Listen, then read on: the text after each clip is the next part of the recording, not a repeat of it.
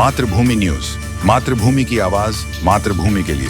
જામનગર સ્થિત ક્લાસ શ્રી કથક નૃત્યાલય દ્વારા કથક રંગમેચ પ્રવેશ કાર્યક્રમની ભવ્ય ઉજવણી કરવામાં આવી। તેમાં કથકમાં વિશારદ પૂર્ણ કરનાર વિદ્યાર્થીનીઓ દ્વારા પોતાની વિવિધ કલાકૃતિઓ રજૂ કરવામાં આવી હતી। આદક્ય અખિલ ભારતીય ગંધર્વ મહાવિદ્યાલય મંડળ મુંબઈના પરીક્ષક કાજલબેન ઉપસ્થિત રહ્યા હતા અને વિદ્યાર્થીઓની પરીક્ષા લેવામાં આવી હતી। આ પ્રસંગે વિવિધ મહાનુભાવો ઉપસ્થિત રહ્યા હતા। જામનગરના ટાઉન હોલ ખાતે આ કાર્યક્રમનું આયોજન કરવામાં આવ્યું હતું। ક્લાસ શ્રી કથક નૃત્યાલયના ફાઉન્ડર રાજેશ રીબા સોંઢા દ્વારા સમગ્ર કાર્યક્રમનું આયોજન કરવામાં આવ્યું હતું। 5 દીકરાઓને વિશારદની પદવી આપવામાં આવી હતી। આ દીકરીઓ છેલ્લા 5 વર્ષથી કથક નૃત્યની કરી રહી છે પ્રેક્ટિસ। મારું નામ રુચિ એમ ભાલોડિયા છે। હું ફર્સ્ટ યર BAMS આયુર્વેદ કોર્સમાં છું અને હું આ સંસ્થામાં લાસ્ટ 7 યર્સથી છું, જે કલાશ્રી કથક છે। અમારા ગુરુનું નામ શ્રી રાજેશ રીબા સોઢા છે અને આ અમારી ફાઇનલ યર એક્ઝામ છે, જે વિશારદ પૂર્ણ કહેવાય। અને આમાં એક અલગથી હોય જેને કહેવાય રંગમંચ પ્રવેશ।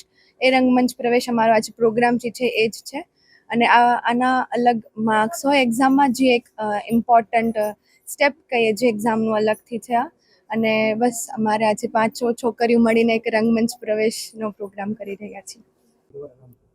મારું નામ ગડારા ધ્રુવી છે। હું ફિઝિયોથેરાપીમાં ભણું છું અને આ અમારું 7મા વર્ષનું રંગમંચ પ્રવેશનું પ્રોગ્રામ છે આજે। અમારા સંસ્થાનું નામ કલાશ્રી કથક નૃત્યાલય છે અને અમારા ગુરુનું નામ રાજેશ રીબા સોઢા છે, જે અમને છેલ્લા 7 વર્ષથી આની શિક્ષા આપે છે। અને આજે અમે રંગમંચ પ્રવેશમાં 5 છોકરીઓ અમે સાથે મળીને તેનો પ્રોગ્રામ કરી રહ્યા છીએ।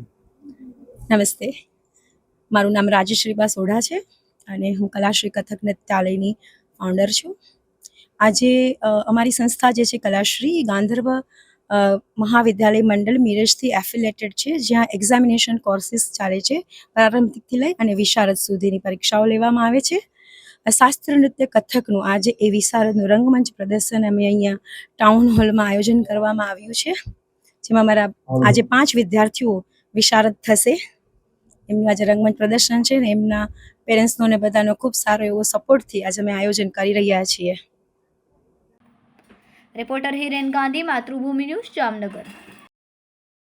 ખૂબ જ ટૂંકા સમયમાં માતૃભૂમિ ન્યૂઝ OTT પ્લેટફોર્મ અને મેગા સિટીમાં કેબલ નેટવર્ક સાથે જોડાઈ જશે, તો જોતા રહો માતૃભૂમિ ન્યૂઝ।